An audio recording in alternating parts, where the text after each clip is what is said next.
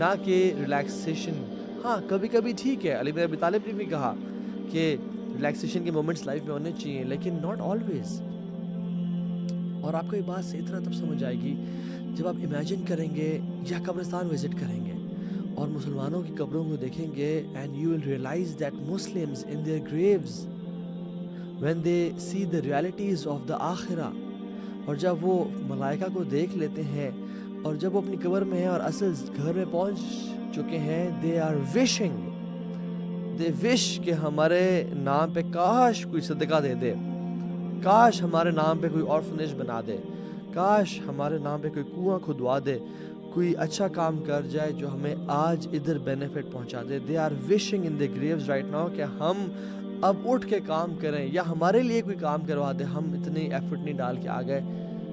they are wishing کہ ہمارے لیے کاش کوئی محنت کر دے, لیکن انہوں نے کبھی محنت نہیں کی.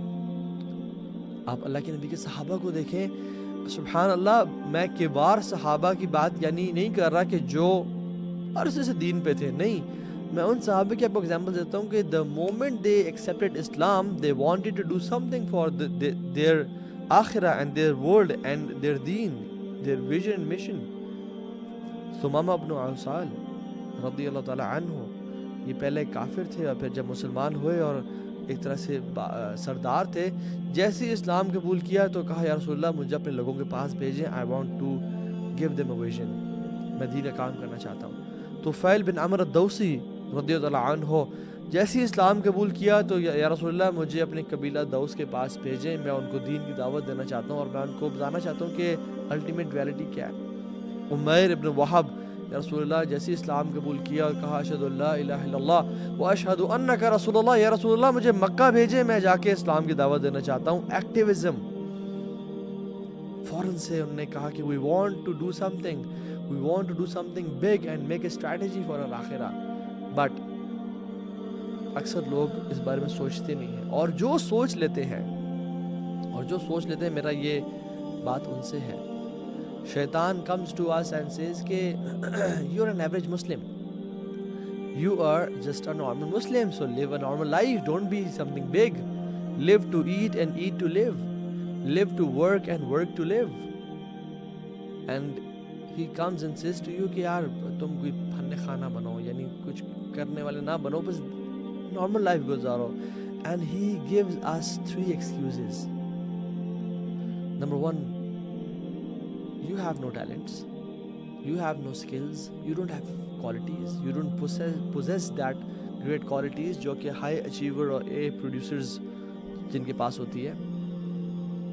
شیطان comes to you, اور میں یہ آپ یوتھ سے بات کر رہا ہوں, ایون بڑوں سے بھی, بزرگوں سے بھی, جن کی شادیاں ہو چکی ہیں, جو کام کر رہے ہیں, سب سے میرا یہ بات ہے کہ never think that way, that you have no talents and qualities and skills.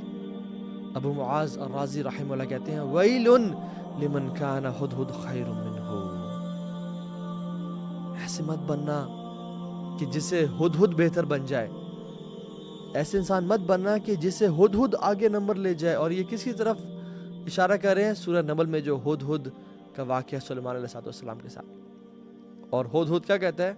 اللہ یسجد للہ الذی یخرج الخبء فی السماوات والارض ویعلم ما تخفون وما تعلنون, کہ وہ لوگ اللہ کو سجدہ نہیں کرتے جو آسمان اور زمین کی ہڈن چیزوں کو بھی جانتا ہے, نکال کے لا سکتا ہے, اور وہ بھی جانتا ہے جو تم چھپاتے ہو اور جو تم ظاہر کرتے ہو. اللہ ہر چیز جانتا ہے, تو تم اللہ کی عبادت کیوں نہیں کرتے ہو؟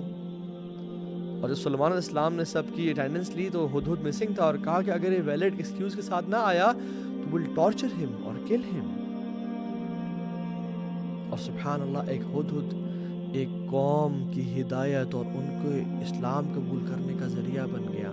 سو یہ امام راضی کہہ رہے ہیں کہ ویل لمن کان ہدہد خیر منہ, اے مسلمان, اے اشرف مخلوقات, اے انسان, اے عبداللہ, عبد الرحمن, عائشہ, فاطمہ, کم آن, ایک ہدہد تم سے بہتر نہ ہو جائے کہ ایک ہدہد کی وجہ سے پورا قوم اسلام قبول کر کے آ گئی اور تم کہہ رہے ہو کہ میرے پاس کوالٹیز ہی نہیں ہیں. نو, یو شوڈ, مطلب ایک ہدہد نے سبحان اللہ it never justified its lack of contribution کہ میں تو I'm just a bird, I'm just a weak and meek bird. میں تو ایک پرندہ ہوں, میرے سے تو سوال بھی نہیں ہونا. نہیں. So we Muslims, we should never justify our lack of contribution towards the ummah. So جو سوچتا ہے نا کہ میرے پاس ٹیلنٹس نہیں ہے, کوالٹیز نہیں ہے to enter جنہ, میرے پاس وہ سکلز نہیں ہے, میرے اندر وہ چیز اللہ نے نہیں رکھی to enter جنہ and to make it to جنہ, this is bad suspicion about Allah subhanahu wa ta'ala. سوء ظن باللہ.